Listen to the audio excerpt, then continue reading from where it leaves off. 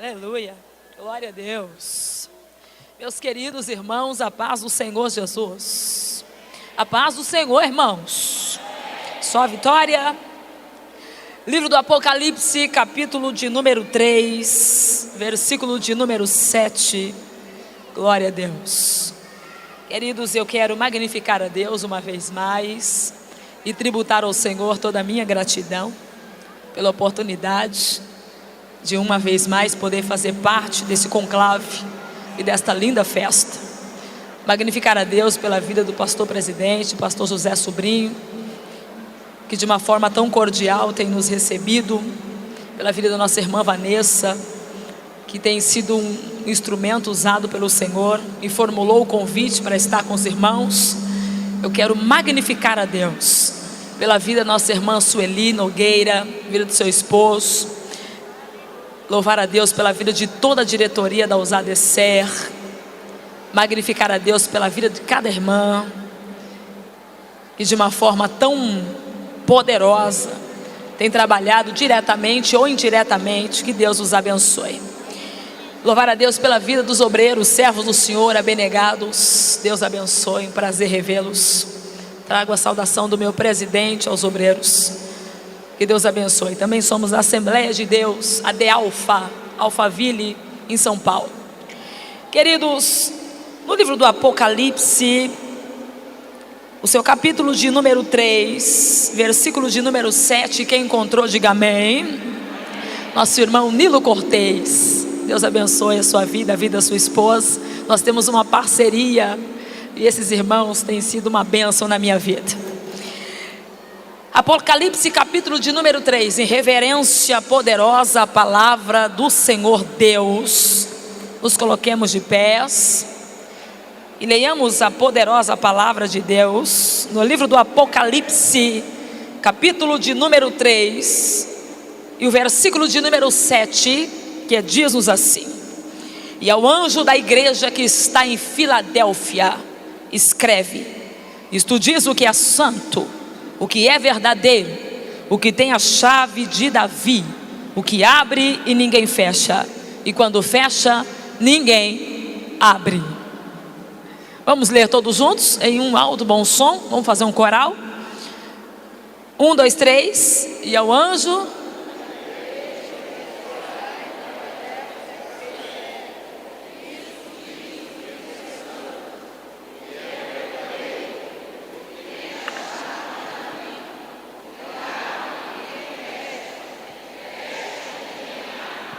glória a Deus. Diga comigo: o que tem a chave de Davi. Olhe para alguém e diga: o que tem a chave de Davi. Podei-vos tomar assento. Glória a Deus. O que tem a chave de Davi. Queridos, eu também quero louvar a Deus pela vida do pastor Erivaldo, juntamente com a sua esposa, nossa irmã Ruth, doutora Ruth. Nós estivemos juntos agora o mês de janeiro, na caravana. Eles foram com a caravana e nós nos encontramos lá, no Ceará. E foi um trabalho muito abençoado. Fiquei muito impactada com toda a caravana. Quantos estão aqui que foram para a caravana? Deixa eu ver, quantos foram na caravana de missões? Tem alguém aqui que foi na caravana? O Nilo foi, né, Nilo? Foi uma glória, não foi, Nilo? Foi um trabalho impactante, almas para Jesus, milagres, batismo com o Espírito Santo. Foi uma revolução espiritual. E eu quero louvar a Deus pela vida deste casal, que de uma forma tão gloriosa tem se doado para missões. Que Deus continue abençoando. São meus amigos particulares, pastor Erivaldo e a nossa irmã doutora Ruth, são muito queridos. E eu louvo a Deus pela vida desse casal. Quantos podem dizer graças a Deus? Queridos, eu estava esta tarde conversando com o Senhor Deus acerca da responsabilidade dessa segunda noite. E o Senhor Deus então falou ao meu espírito acerca do livro do Apocalipse. Quando nós lemos o livro do Apocalipse, é bem verdade que alguns têm medo, E chegam até dizer que quando acontece uma catástrofe, quando acontece uma tragédia, noticiários chegam a falar que é um ato apocalíptico. Aconteceu o Apocalipse. Muitos acreditam que Apocalipse é um livro de derrota, é um livro de desgraça. E é bem verdade que essa derrota e essa desgraça não cabe a nós. O livro do Apocalipse é um livro de vitória. Vitória para a igreja, para os que estão aguardando o arrebatamento. É um livro de vitória para aqueles que têm um livro, o seu nome escrito no livro da vida. A desgraça e a catástrofe é para todos os seus demônios, é para os Satanás, os seus demônios. Mas aqueles que estão em Cristo, eles não gozarão da desgraça, da fatalidade, da miséria que há de vir sobre o mundo. E é sobre isso que nós estamos aqui. Deus, o Senhor, colocou um tema no coração destas mulheres, falando acerca da vinda do esposo. O noivo vem aí. Então Deus está falando conosco nesses dias, está nos admoestando, abrindo os nossos olhos, porque tudo mostra-nos que Jesus Cristo está mais perto do que nunca.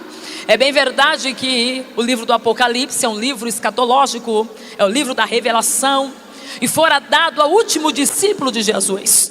Eu estou falando dos discípulos que andou com os 12 que andaram com Jesus. Estou falando de João. Quando nós falamos do apóstolo João, estamos mostrando então João entre os discípulos que andaram com Jesus, é o único sobrevivente. Diz a Bíblia que muitos discípulos foram martirizados, outros morreram de uma forma terrível, foram condenados simplesmente porque amavam o Evangelho, pregavam o Evangelho. A perseguição é tão travada. João é aquele que deitava a sua cabeça no peito de Jesus, que reclinava. Diz a Bíblia que João, ele tinha uma promessa, e ele estava agora aguardando esta promessa.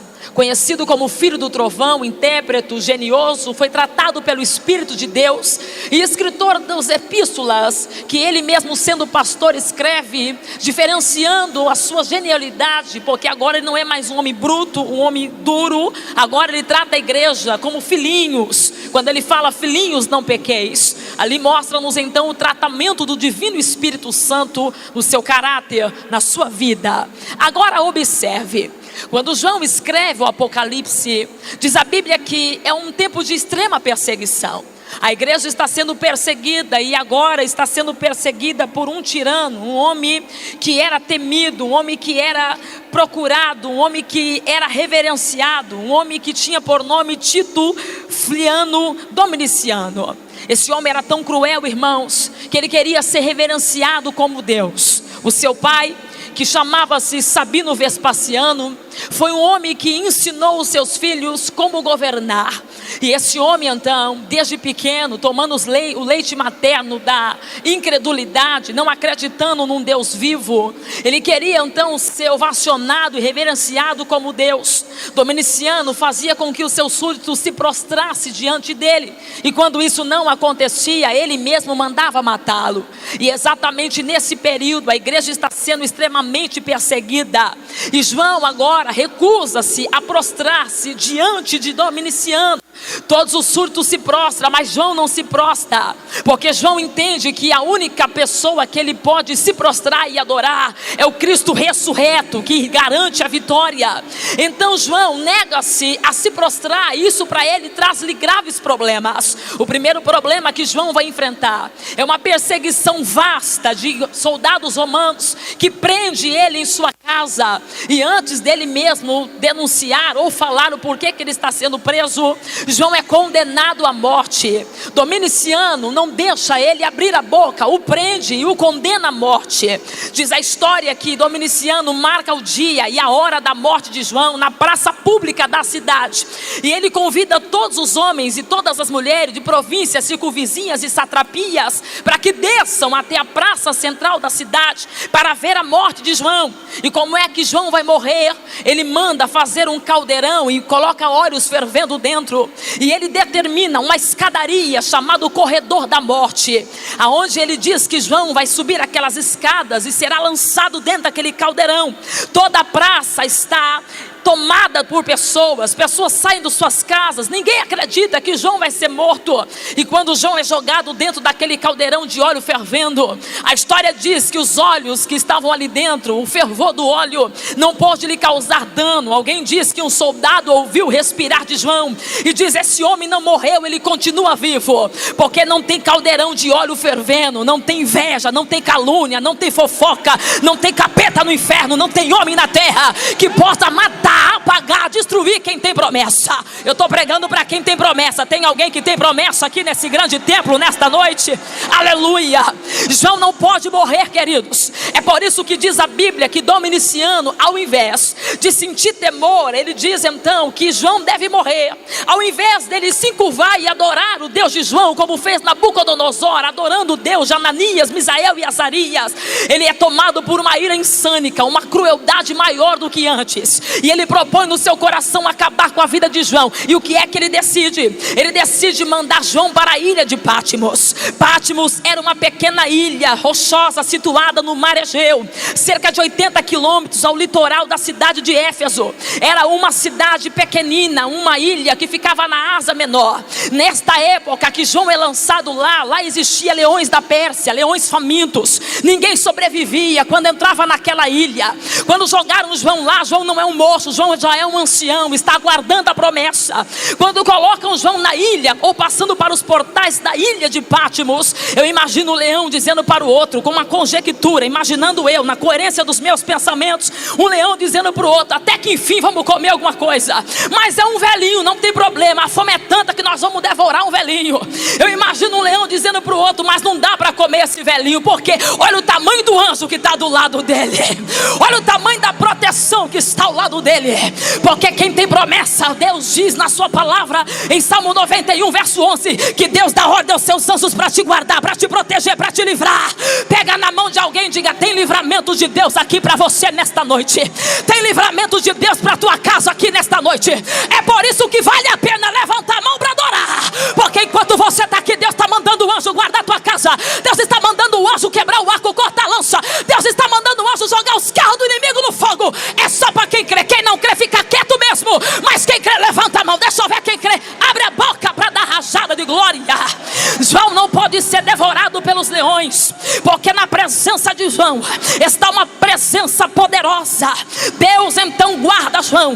Eu imagino João acreditando que ali ele passaria os seus últimos dias, acreditando que ele morreria ali, sem viver a promessa talvez. Mas João tinha intimidade com Deus Espírito Santo, e ele sabia que algo poderoso estava para ser revelado, porque ninguém é perseguido em vão, querido.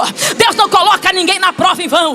Se você está sendo perseguido, parabéns, é sinal de que Deus tem um projeto na tua vida, é sinal de que Deus tem propósito contigo, é sinal de que Deus vai te honrar muito nessa terra. João está na ilha de Patmos, e diz a Bíblia que no teor da perseguição maior de todos os tempos, João recebe a maior revelação. Ele mesmo diz que ele é lançado lá por causa do testemunho do Evangelho. Ele diz que enquanto ele estava lá, ele viu o céu se abrir, e o anjo chamava, a voz o convocava. Ele diz em Apocalipse capítulo 1 versículo 10 que ele foi arrebatado em espírito no dia do Senhor. É tão forte isso aqui que João diz que ele, quando for arrebatado em espírito no dia do Senhor, ele viu Jesus na sua glória, uma voz que falava com ele como voz de muitas águas, e ele virou-se para ver quem com ele falava, e ele viu uma presença metafísica gloriosa e poderosa, que caminhava no meio de 7 castiçais de ouro, 7 menorá, 7 candeeiros, que representa as 7 igrejas da Ásia. Jesus Cristo presente na igreja. Não importa o que a igreja está enfrentando, Ele é o dono da igreja, Ele determina, Ele é que dá a última palavra. Ele está presente no meio da igreja. João diz que quando ele olha para Jesus, ele não vê aquele Cristo que tinha uma coroa de espinho na sua cabeça.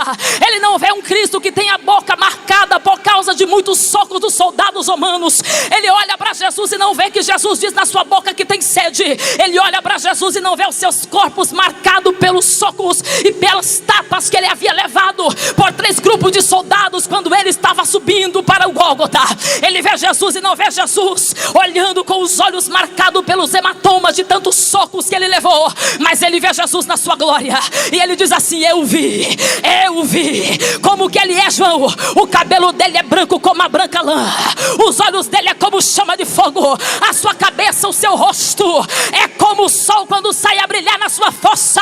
Ele é tão poderoso como que ele é, João. Da sua boca não sai a palavra tenho sede, mas sai uma espada afiada de 2 fios. Ele é que julga, ele que é justiça, ele que determina, ele é que tem o controle da história. João diz que viu uma roupa branca, poderosa, resplandecente, e na sua costa estava escrito Rei dos Reis e Senhor dos Senhores. Um cinturão de ouro em volta do seu peito, dizendo: só eu posso te levar até o céu, só eu sou o sumo sacerdote, só eu tenho o controle de te levar até Deus. Não tem outro caminho, não tem outra forma, não tem outro jeito. Jesus é o caminho, a verdade e a vida. Ele é que leva o homem para Deus, para perto de Deus. Ele é o único mediador, ele é o Senhor, e eu vim aqui para adorá-lo. Tem mais alguém que veio adorá-lo? Tem mais alguém que veio adorá-lo? João está dizendo que quando ele estava conversando com o nosso Cristo, Jesus disse para ele: tudo que vai acontecer agora escreve. A minha igreja precisa estar atenta, a minha igreja precisa estar em alerta. O que vai acontecer agora daqui para frente, João, é muito forte, e eu preciso que você deixe bem claro. Não cede as palavras que você vai escrever. Mande para as 7 igrejas da Ásia, mande para elas, para que elas possam saber o que vai acontecer. A saber, a igreja de Éfeso, a Esmirna, a Sardes, a Tiatira, a Pérgamo, a Filadélfia e também a igreja de Laodiceia. Quando eu li as 7 cartas, o Espírito do Senhor Deus me deteve, pastor presidente José Sobrinho, exatamente no texto que o senhor leu ontem, na entrada da abertura do nosso grande congresso da USADC. O Senhor falou comigo aqui na 6ª carta. Deus falou comigo: escreve, escreve, escreve, escreve. Isso diz o que é santo, isso diz o que é verdadeiro. João está dizendo: quem está falando não sou eu, quem está falando é o santo, é o Kadosh, é aquele que não tem mistura, é aquele que é separado entre os demais, é aquele que é o poderoso por excelência. Ele está falando, ele está dizendo que o que vai acontecer está mais próximo do que nunca. O que é que ele está dizendo? Quem está dizendo é o santo, quem está falando é o separado, e quem está falando é o verdadeiro, aquele que não há sombra de variações, aquele que é imutável, aquele que não pode mentir, aquele que com ele está a verdade por excelência. Eu posso mudar, mas ele não muda. Quando ele determina, está determinado. Quando ele decreta, está decretado. Quando ele sela, está selado. Deixa eu ver quem tem promessa dele aqui. Deixa eu ver, deixa eu ver. Ele está dizendo à igreja de Filadélfia: isto diz o que é santo e o que é verdadeiro. A igreja de Filadélfia é a menor igreja da Ásia, a igreja mais nova, mas a igreja que sofria muitos bombardeios, uma igreja que era marcada por grandes terremotos. Muitas pessoas que moravam em Filadélfia já não residiam mais dentro das suas próprias casas por medo de perder tudo. Moravam em escavações, dormiam em tendas, mas nunca deixaram de ir para a igreja, nunca deixaram de cultuar, mesmo passando por grandes tribulações e grandes percas, nunca deixaram de servir a Deus. Eu fico olhando para a igreja de Filadélfia e eu fico olhando para alguns crentes que nós temos nos dias de hoje, meia boca, que qualquer coisa ele quer parar, qualquer coisa ele quer desistir, qualquer coisa ele quer fracassar. Temos que aprender que quanto maior a perseguição, é sinal de que Deus tem algo grande a revelar, é sinal de que Deus... Eu já estou sentindo a presença do Deus que vai renovar a crente aqui nesta noite. Eu estou sentindo. Escute isso aqui para você entender. Quem está falando é o Jesus Cristo ressurreto. Ele está falando com uma igreja sofrida. Ele está falando com uma igreja que havia passado por muitas percas e perdas. E ele está dizendo para elas que apesar delas estarem enfrentando tantas lutas, Deus, Ele permanece fiel com a sua promessa, Ele permanece fiel com a sua palavra. E o interessante é que quem fundou esta cidade de Filadélfia foi uns homens de Pérgamos que conheciam bem o amor fraternal. Um chamava Átalo II, e ele amava tanto o seu irmão que ele colocou o nome Filadélfia, que quer dizer amor de mim para com meu irmão. E esta cidade tinha uma porta. Esses portais serviam de pessoas mercandantes que passavam de um lado para o outro, porque essa cidade servia como ponte no Mediterrâneo. Então, logo quando João está dizendo acerca de porta, que quem abre e quem fecha a porta é Deus, é porque ele está falando exatamente para uma crença que existia na época. E que crença é esta? As pessoas passavam por aqueles portais e colocavam as mãos porque acreditavam que aquelas portas tinham poder de trazer sobre elas portas abertas, de trazer sobre elas um tempo de milagre, um tempo de prosperidade. E Jesus que está dizendo: nada disso. A porta que eu vou abrir não tem nada a ver com essa porta mística. A porta que eu tenho para a minha igreja não tem nada a ver com a porta de Filadélfia. A porta que eu vou abrir na tua vida não tem nada a ver com essa portinha que tu está pensando, é maior. Que porta é essa? A porta que eu vou abrir, quando eu abro, fica aberta. Não tem capeta que fecha, não tem murmurador que fecha, não tem crise econômica que fecha, não tem dinheiro que suma que fecha, não tem crise de bolsa de valores que fecha. Quando eu abro, está aberta. Quando eu determino, está determinado. Eu vou abrir a porta, e quando eu abrir, ninguém vai fechar. Profetiza para alguém, diga: Deus vai abrir a porta. Não, você não falou não, me ajuda, crente. Você tem unção de profecia. Coloca a mão no ombro de alguém e diga: Deus vai abrir-lhe uma grande porta. Eu estou sentindo que tem porta aberta para alguém aqui. Deixa eu ver. Quem não crê fica quieto, mas quem crê joga a mão para cima e adora, adora, adora, adora.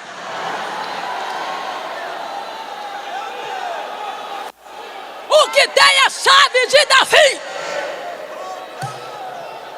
O dia que eu li isso aqui, eu fiquei imaginando: por que Davi? Ele poderia ter dito, usado qualquer outra pessoa. Ele poderia ter dito que tem a chave de Abraão, porque Abraão é exemplo de fé, é o pai da fé, o primeiro patriarca que nos ensina a acreditar em Deus, independente de qualquer crise existencial, circunstancial, não importa, acreditar plenamente.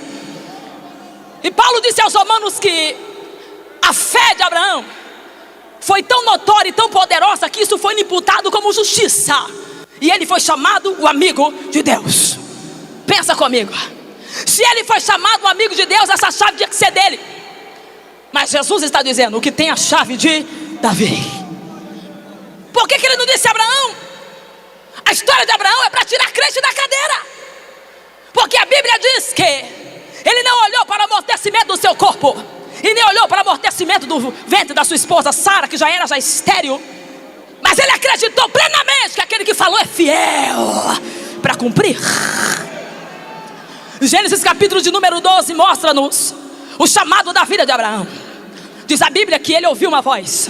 Deus falou com ele: Abraão, Abraão, sai da tua casa, da casa da tua parentela, e vai para uma terra que eu vou te mostrar, e far-te-ei uma grande nação, tu serás uma bênção. O interessante é que ninguém vai abandonar tudo que construiu porque ouviu uma voz. Quem faz isso é considerado pela medicina com insanidade mental, não vai bem da cabeça. Abraão não é menino, rapaz. Ele tem 75 anos de idade, ele tem uma vida, ele construiu uma vida onde ele estava, e por causa de uma voz ele vai abandonar tudo? Historiador chamado Charles Shindon disse que ele teve uma conversa com o pai. A história paralela diz que o pai, a família não aceitava a atitude de Abraão e queria saber por que ele ia abandonar tudo. Ele disse: porque Deus falou comigo. O pai dele chamava Terá. Terá era fundidor de deuses, transportava para a Mesopotâmia. Então o pai quer saber o nome do Deus que falou com ele. Ele disse: eu faço os deuses. Se Deus falou com você, me fala o nome dele, que eu vou te dizer se ele falou mesmo. Abraão disse: pai, eu não sei o nome dele. Então o pai disse: como é que você vai abandonar tudo que você construiu porque você ouviu uma voz que fala que é Deus e nem sabe o nome dele? Então Abraão conta a história para o pai e fala: pai, eu não sou menino. Desde quando eu sou pequenino eu escuto o senhor falar que o senhor funde deuses, e desde pequenino o senhor me diz: esse aqui é o Deus Sol. E eu passo a noite dizendo: se tu és o Deus Sol, fala comigo. E o Deus Sol nunca falou comigo. Desde pequenino o senhor fala para mim: eu construí mais um Deus, esse aqui é o Deus Lua. E eu pergunto, se tu és o Deus Lua, fala comigo. E o Deus Lua nunca falou comigo.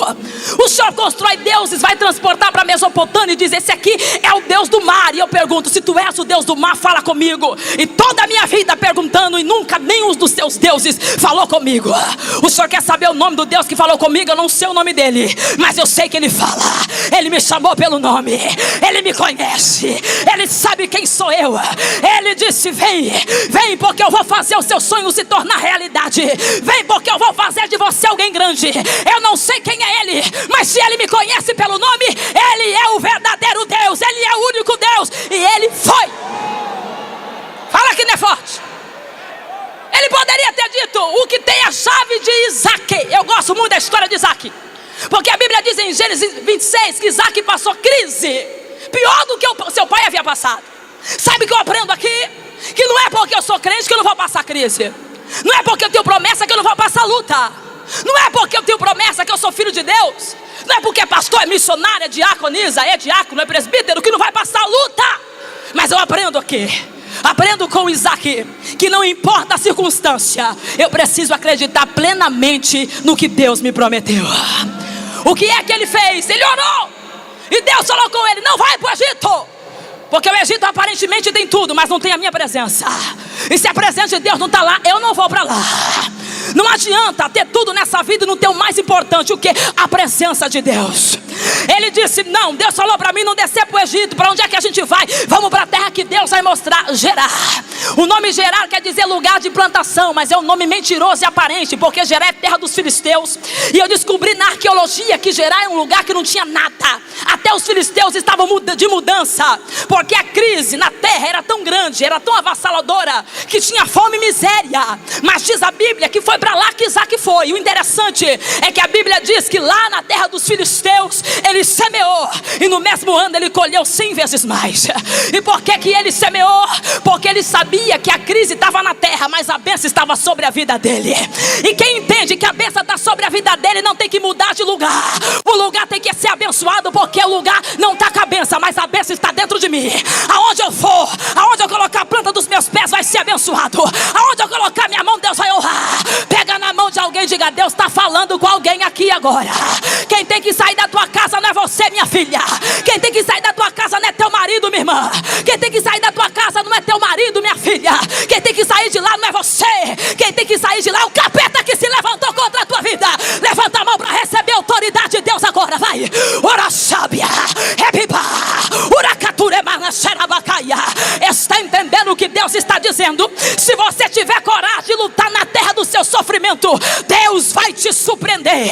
A história paralela diz que os filisteus zombavam e riam todos os dias da vida de Isaac, dizendo, Isaac, você veio para cá, você é o filho da promessa, e está vendo que você plantou e não está dando nada, o solo é rachado. Não precisa ser muito inteligente para saber que a semente tem que ser regada, porque como é que ela vai germinar? Se não tem chuva, se não tem água, não tem como a semente germinar.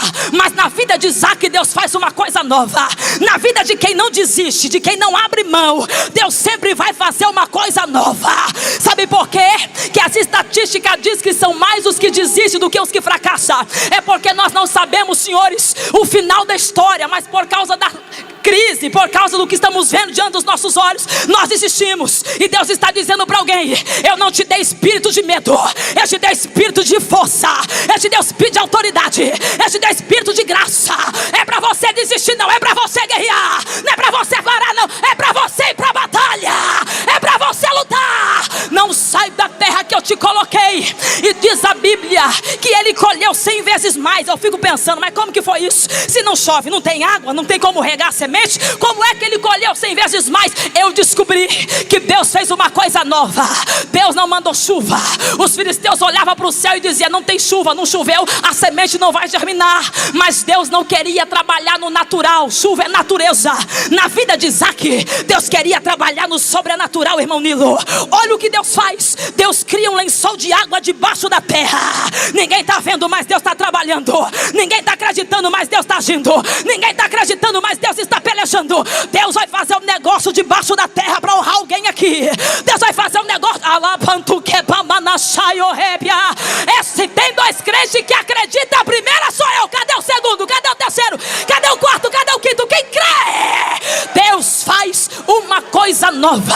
E naquele mesmo ano ele colheu 100 vezes mais. É o Deus que está agindo na vida de Isaac.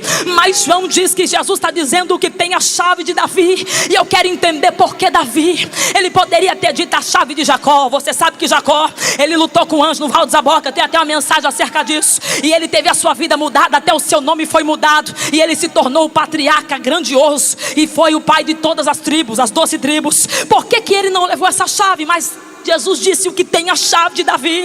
Eu fico imaginando por que Jesus não disse o que tem a chave de Moisés. Lembra de Moisés, o que foi salvo das águas? O nome Moisés no original hebraico quer dizer Mosheá. Mosheá quer dizer tirado das águas. Porque a história dele mostra que quando Deus tem promessa na vida de alguém, não tem rio Nilo, não tem decreto do diabo, não tem força maléfica que possa destruir quem tem promessa. Olha Deus falando de novo para alguém que tem promessa. É para você sair daqui cuspindo fogo na cara do diabo que falou que você vai morrer.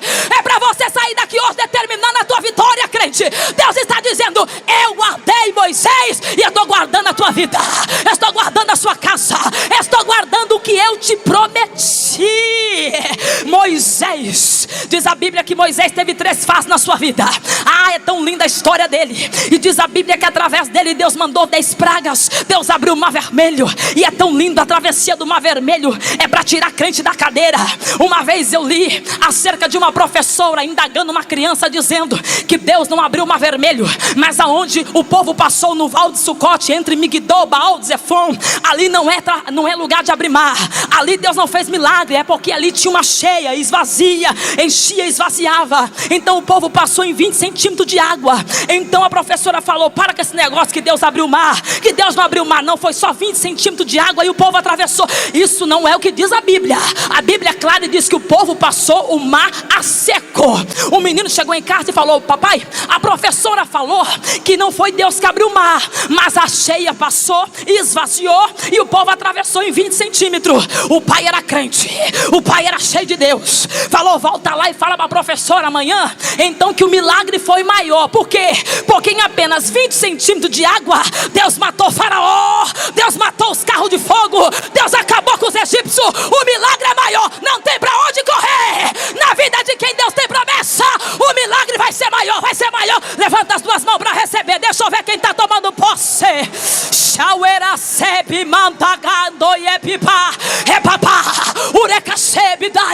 Eu sou pentecostal mesmo, não estranha não. Eu nasci no fogo e não me contento com fumaça. Deus está me dizendo aqui nesse grande templo que vai fazer um negócio tão tremendo, vai te surpreender. Está preparado para a surpresa? Está preparado para ver o que Deus vai te entregar? Então levanta a mão e agarra. Pega, pega, pega, pega, pega, pega, pega! Assim é que eu saia me mandar a cheia. E me pique a ceia é maia chá. Eu era serre babagachia. É muito forte. Eu estou sentindo a presença. Aleluia. O que tem a chave de Davi. Ele poderia ter dito que tem a chave dos profetas. Profetas que sofreram muito, como Jeremias. Jeremias não tinha valor na sua casa. Ele veio do povoado de Anatote. O seu pai era Euquias. Até a sua família lhe virou as costas por causa do chamado, por causa do ministério. Ei, você não é o único que sofre. Você não é o único que é perseguido ou rejeitado na sua casa. Jeremias entendia bem. Ele sabia bem o que nós estamos passando. Todo aquele que tem chamado, ele é menosprezado mesmo. Todo aquele que tem algo de Deus na vida, o diabo faz tudo para ele ser ridicularizado, diminuído. Mas eu aprendo com Jeremias, quando ele disse: Deus, eu vou parar porque ninguém me ouve. Eu vou desistir porque ninguém me dá crédito. Diz a Bíblia que quando ele disse vou parar, em uma oração ele disse: não posso parar. Por quê? Porque o chamado não está na minha carne, está dentro dos meus ossos, está dentro do meu tutano. é mais forte do que eu. Eu até quero parar, mas o Espírito de Deus que está na minha vida, ele me impele a continuar. Ele me impele a continuar. Queridos, eu acabei de chegar da Angola. Eu fiquei na Angola 2 semanas. Pela segunda vez, porque a primeira vez eu fiquei uma semana só, visitando povoados, visitando lugares difíceis, lugares que muitas pessoas não teriam coragem de entrar. Por quê? Porque ali existem bruxarias, ali existem demônios que lutam contra você. A batalha é travada. Eu me lembro que em uma das ministrações, pregando em uma província, eu pregando na igreja, e uma bruxa do lado de fora fazendo bruxaria. Alguém me avisou dizendo que ela havia pegado uma galinha mais ou menos com o meu corpo. Eu não sabia que tinha galinha com o corpo de alguém, mas ela mandou buscar uma galinha fina em cima e grossa embaixo, amarrou meu nome no pescoço. Enquanto eu estou pregando, pastores, ela está queimando a galinha, fazendo mandinga do outro lado da rua, e eu sentindo aquele cheiro de galinha queimada. Mas eu vou dizer uma coisa, eu nunca senti tanto Deus na minha vida que nem aquele dia. Eu dava glória, eu pulava, eu sapateava. Era a gente sendo liberta, era capeta caindo por terra, era pessoas testemunhando de milagre. Alguém olhou para mim e falou: como que pode isso, brasileira? A mulher fazendo macumba para você e você dando lugar. Eu disse: pois é, porque maior é quem está comigo. Maior é quem está comigo. Maior quem, deixa eu ver quem adora o maior. Quem adora o maior? Quem adora o maior? O chamado é mais forte, pastores. Eu sei que tem vezes que dá vontade de entregar a carteirinha. Eu sei que dá vontade de pular fora, porque não é fácil. Só quem está na frente sabe o que eu estou dizendo. Já dirigi 5 igrejas com meu esposo. É batalha, é luta, é travado, irmã Vanessa. Mas é mais forte do que você. Não dá para parar, não dá para desistir. O Espírito Santo manda eu entregar uma palavra profética para os senhores. Assim diz o Senhor: nesses últimos dias eu preciso de homem valente. Preciso de quem não abre mão. Preciso de quem não abre mão. O diabo vai pelejar, mas eu sou maior. Eu garanto a vitória. Eu vou na frente, endireito as veredas, os caminhos tortuosos, dos quebra-portas de ferro, ferro de aço. E eu vou dar para vocês tesouro na escuridade. Não desista. Bate na mão de alguém e diga: não desista. Não desista. Não desista. Não desista.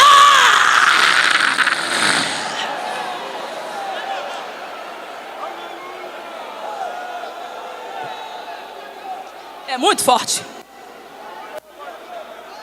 O que tem a chave de Davi? Ele poderia ter dito: o que tem a chave dos discípulos? Fala que não sofreu. Discípulos martirizados, crucificados de ponta cabeça. Tem um livro que eu gosto muito que chama O Sangue dos Discípulos. Diz que enquanto eles estavam de ponta cabeça, eles agonizavam, morrendo. O sangue caía na terra. E os soldados diziam: pô, tá vendo aí? O que vale pregar o evangelho desse jeito aí? O que vale? Os demônios diziam: não vale nada, não está valendo de nada. Mas mais mal sabia o Satanás que cada gota de sangue de um profeta, de um discípulo que caía na terra, era Deus marcando a terra e dizendo: vou levantar com força uma nação, uma geração. Nunca como antes o evangelho cresceu tanto e vai crescer mais. Eu profetizo que até a volta de Jesus, na sua rua, 99% vai ser evangélico. Eu profetizo que Deus vai te dar uma unção tão tremenda que você vai pregar o evangelho no mercado, na padaria, no açougue. Aonde você for, Deus vai te usar com excelência, vai te usar com poder. Você crê? Então levanta a mão para receber agora. Recebe agora, recebe agora, recebe agora, recebe agora, recebe agora, recebe agora. Deus não está permitindo essa aflição em vão. O que você está passando é sinal de que vem vindo coisa grande, vem vindo coisa grande, vem vindo coisa grande. Levanta a mão e recebe. Assim que eu era magachéria, sabe? O que tem a chave de Davi? Por que Davi? Por quê? Porque Davi, entre todos da história bíblica do Antigo Testamento, e por que não dizer também do Novo, entendeu o poder de ser um verdadeiro adorador. O que é ser verdadeiro adorador? É adorar a Deus independente do que você está passando. esse século, essa geração está muito equivocada. Eu só adoro a Deus se Deus me der vitória. Eu só vou fazer culto de ação e graça se eu levantar a bandeira do milagre. Davi nos ensina a adorar a Deus antes da vitória chegar, antes da bênção acontecer. Ele está sendo perseguido. Você conhece a história e sabe que Saul, numa ira insânica, coloca a cabeça dele em prêmio. Vou resumir para fechar. Então ele está correndo na terra dos israelitas, e Saul vai atrás dele tentando matá-lo. E pior, quem ajuda Davi morre. Saul manda matar todos os sacerdotes porque ajudou a Davi. Então Davi se desespera e fala: só tem um jeito, vou sair da terra dos israelitas e vou para a terra dos filisteus. Ele teve que fugir para escapar, não apenas por sua vida, mas pela vida das pessoas que estavam com ele, e para que as pessoas que o ajudassem não perecessem. Olhe para mim, presta atenção. É tão forte que Davi agora não tem mais cama para dormir. Davi agora não tem mais casa para ficar. Davi já não tinha casa dos seus pais, mas agora nem as poucas ovelhinhas ele tem mais. Ele dorme num dia num lugar, dorme no outro. Um dia em escavações, um dia no relento. Um dia ele dorme na mata, outro dia ele dorme no penhasco. E o diabo está do lado dele dizendo: o que vale continuar acreditando no chamado, na promessa, vivendo o que você está vivendo? Ele tinha todos os motivos para poder dizer: Deus, que unção é essa que o Senhor me deu? Porque desde Samuel capítulo 16, versículo 13, a minha vida não é mais a mesma. É só perseguição, é só luta. Mas ele nunca abriu a boca para dizer isso. Leia os Salmos e você vai ver um verdadeiro adorador, um poeta excelente, que conseguia extrair da luta, da perseguição, o verdadeiro louvor a Deus. Um dia Davi acorda e a arquibancada do diabo está montada. Os demônios estão dizendo: ele não está aguentando mais. Ele entra na caverna de Adulão para chorar. Mas quando ele chega lá, ele observa e vê homens piores do que ele, situações piores do que a dele. E ao invés de Davi reclamar e dizer: é mesmo, está difícil, Davi diz: só tem um jeito da história mudar. Qual? Ele pega a sua harpa, ele começa a salmodiar e adorar e glorificar a Deus. E diz a Bíblia que o ambiente, a atmosfera muda. Os homens que estavam ali querendo se matar não querem morrer mais. Os homens que estavam ali com depressão, a depressão vai embora. O ambiente muda, porque quando Davi começa a adorar, o céu começa a se mover, e Deus começa a encher a caverna de Adulão, a ponto daqueles homens dizerem: queremos adorar o Deus de Davi, queremos servir o Deus de Davi, queremos caminhar com Davi. Davi conseguiu extrair na dor, no sofrimento, amigos. Davi conseguiu extrair no pior momento da sua vida, companheiros. E ele chamou aqueles homens de seus guerreiros. Diz a Bíblia, queridos, que Davi acorda numa madrugada, desesperado. Salmo 42 diz a Bíblia que ele olha e ele vê a perseguição diante dos teus olhos. Não para, dias difíceis, é pressão maléfica e maligna todos os dias. E a arquibancada do diabo está montada dizendo: não aguenta mais, ele está quase parando. Talvez você está enquadrado dentro desse mesmo contexto. Talvez o diabo armou uma arquibancada e está dizendo: não aguenta mais esse filho, vamos lutar mais um pouquinho que ela não aguenta mais esse casamento, vamos lutar mais um pouquinho que ela não aguenta mais essa vida, vamos lutar só mais um pouquinho. A arquibancada do diabo estava montada, irmã Vanessa, e os demônios dizendo: Davi não aguenta mais, Davi vai parar. Quando Davi acorda, os demônios estão dizendo: hoje ele vai murmurar, hoje ele vai desistir, hoje ele vai abrir mão da promessa, vai abrir mão do chamado. Davi, ao invés de abrir a boca, ele olha para o céu e ele vê uma situação que chama-lhe atenção. Qual? Ele vê uma corça, ele vê um animal que tem cheiro de carne muito forte, correndo pelo meio do campo. E ele observa que aquela corça corre desesperada, a cantora Leia de Cristo. Por quê? Porque uma presa vem atrás com muita força. A presa quer matar, a presa quer comer, a presa quer devorar. E aquela corça corre desesperada para fugir por sua vida.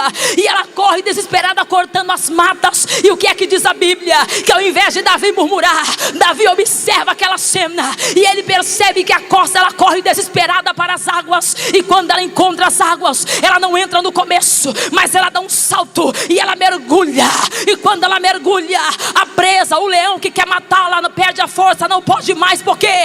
Porque ela está submergida nos rios. e o leão não pode entrar nas águas. Então Davi abre a boca, e se o diabo acha que ele vai murmurar, lá vai o que Davi vai dizer: Deus, assim como a costa anseia por águas, assim a minha alma, assim a minha alma tem fome, tem sede, tem fome, tem sede, tem fome, tem sede. Se você veio aqui murmurando, então morde a tua língua. Está na hora de você aprender a adorar a Deus nessa prova. Está na hora de você dar o melhor para Deus aqui nesta noite. Levanta a mão, deixa eu ver quem está entendendo o que Deus... Tem um louvor para Deus aí, tem uma glória a Deus, tem um aleluia aí, tem uma palavra de amor para esse Deus aí, tem. Cadê os que adoram a Deus na excelência da sua prova? Cadê os que conhecem extrair o perfeito louvor? Cadê? Então levante a sua mão e rasgue o teu peito e a tua garganta e joga uma palavra para este Deus que está de pé no trono para te ouvir. Agora vai. Cadê os adoradores, meu Deus? Cadê? O que tem a chave de Davi? Vou fechar. Davi representa a autoridade. Historiadores acreditam que a autoridade de Davi foi uma autoridade de excelência, porque ele conseguiu guardar a sua adoração. E ele nunca cultuou outros deuses. Ele nunca acreditou em outras crenças. Ele nunca cultuou e adorou nenhuma divindade. Ele pecou, mas se arrependeu. O pecado me afasta, mas o arrependimento me traz de volta. Ele se arrependeu, e o coração dele é um coração sincero. É um coração que não é hipócrita. Davi não mascara a situação. Davi rasga e fala para Deus: é aqui que eu peco, é aqui que eu erro. Porque roupa de crente a gente tem, cabelo de crente também a gente tem, carteirinha da convenção eu também tenho. Mas Deus conhece o que está aqui dentro. Deus sabe o que está aqui dentro. E Deus está dizendo: quer ver sua história mudada? Rasga a tua alma. Quer ver o milagre acontecer? Confessa. Fala para Ele onde é que você erra, vai. Sabe qual é o nosso problema? Nós ficamos jogando as nossas infelicidades em outrem. Tem gente que fala: não fui feliz porque meu pai não me amou. Eu não fui feliz porque minha mãe não me ajudou. Eu não fui feliz porque eu não tive auxílio, não tive ajuda. Querido, para de bobagem. O maior responsável pela tua felicidade é você mesmo. Sabe por que Davi tem a chave da autoridade? Porque Davi nunca ficou pelos cantos reclamando que o pai nunca amou, que os irmãos nunca ajudou. Está na hora de você dar um chute na cara desse demônio de inferioridade que diz pra você que você não é nada, que diz pra você que você nunca vai chegar a lugar nenhum. Está na hora de você sair de dentro desse buraco com os dedos levantados, dizendo: eu nasci pra reinar, eu nasci pra vencer, eu nasci pra triunfar, eu sou mais do que vencedor. É por isso que Davi tem a chave. E Jesus está dizendo: eu peguei a chave dele e estou dando para a minha igreja. Estou dando para a minha igreja. Estou dando para a minha igreja. Só quem quer a chave da autoridade, levanta a mão para o céu para pegar, vai. Mateus capítulo 19, versículo 16 está escrito: e eu te darei a chave do reino do céu. Fica de pé para receber, vai. Fica de pé para receber. Eu te darei a chave do reino do céu. Não é da prefeitura, é pouco. Não é da presidência, é pouco. Não é do estado, é pouco. Eu te darei a chave do reino do céu. Quem quer a chave do reino? Quem quer a chave do reino? Quem quer a chave do reino? É tudo que ligares na terra. Agora será ligado, será ligado, será ligado, será ligado. Para de ficar esperando alguém aí profetizar. Profetiza você mesmo. Você tem a chave. Você tem a chave. Levanta a mão, levanta. Ebiba, uracandu e esse mandarabaca. A cantora vai louvar, mas eu quero começar já a profetizar.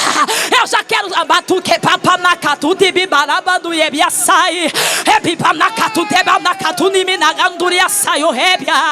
Assim te diz o Senhor: fui eu que te chamei, fui eu que te escolhi, porque temes teu coração, porque te acalda, porque tu desespera a tua alma, porque está batida e aflita, porque tu diz: Deus, não aguento mais.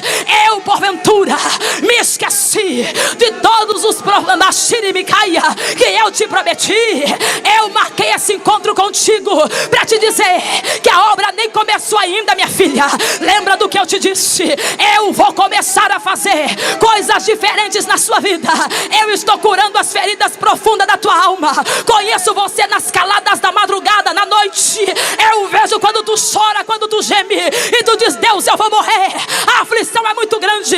Estou permitindo tudo isto porque o que eu vou te revelar é coisa grande.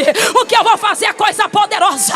Se tu pudesses ver, porque preocupas? Os teus são meus, nenhum deles se perderá.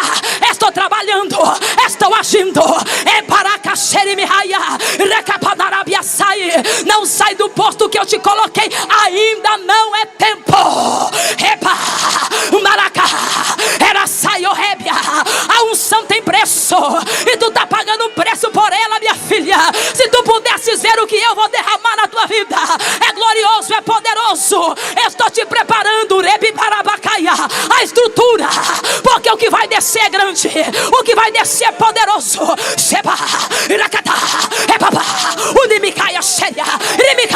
Renova as suas forças nesta noite e te digo: é tempo de tu levantar a tua cabeça e saber que eu sou contigo. Eu sou o Senhor que guardo e velo pela tua vida.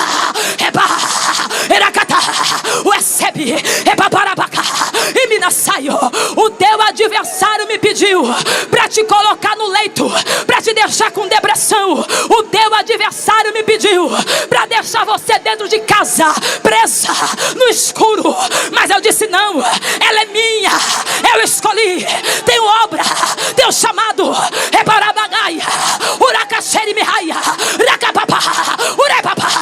Estou eu quebrando as correntes das algemas do inferno agora.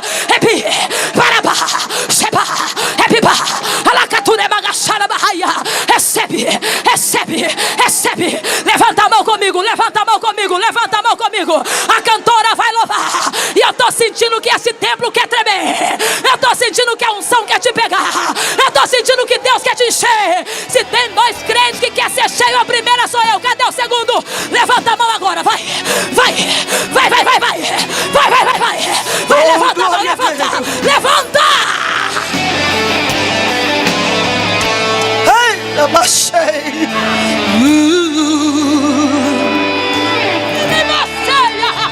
Nem adiantou dizer que eu era sem futuro, que eu era trapo entre os monturos e que a lugar nenhum eu chegaria. Levante as mãos, levante as mãos. Ele está te entregando a chave. Recebe a chave do reino do céu agora, recebe. Lutar contra a minha recebe vida. A autoridade aí, meu filho. Fecha todas as saídas e ficar de longe, só pra ver no que daria. A arquibancada do inferno vai cair. O inimigo esqueceu que eu sirvo a um Deus e se levanta do trono por causa de um gemido. Lembraram de me perseguir, lembraram de tudo fazer, mas se esqueceram de um detalhe: Deus é meu amigo. Só quem é amigo de Deus, levante a mão e dá rajada de glória. Eu vi inimigos lutando, lutando, mas eu ia vencendo, vencendo, vencendo. E quanto mais apertavam, oprimiam e lutavam, cante, eu estava crescendo, crescendo. Ai, essa, meu filho! não adianta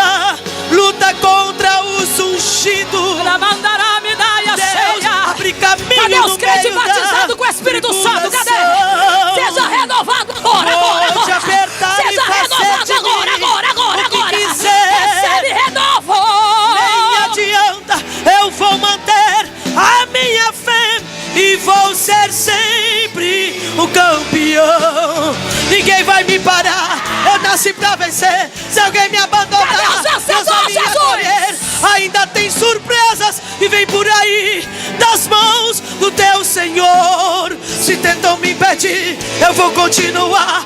Eu vou vencer cantando, eu nasci pra adorar. Vão ouvir a notícia que eu sobrevivi.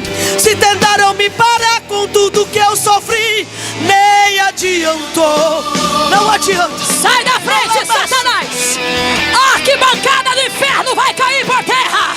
Quem achou que você ia parar, vai ter que ver você crescer, avançar. O noivo vem aí, igreja. É tempo de estar de pé, é tempo de estar de pé. Eu vi inimigos lutando, lutando, levanta a mão, mas eu ia vencendo, vencendo, vencendo. E quanto mais me apertavam, oprimiam e lutavam, eu estava crescendo, crescendo, crescendo.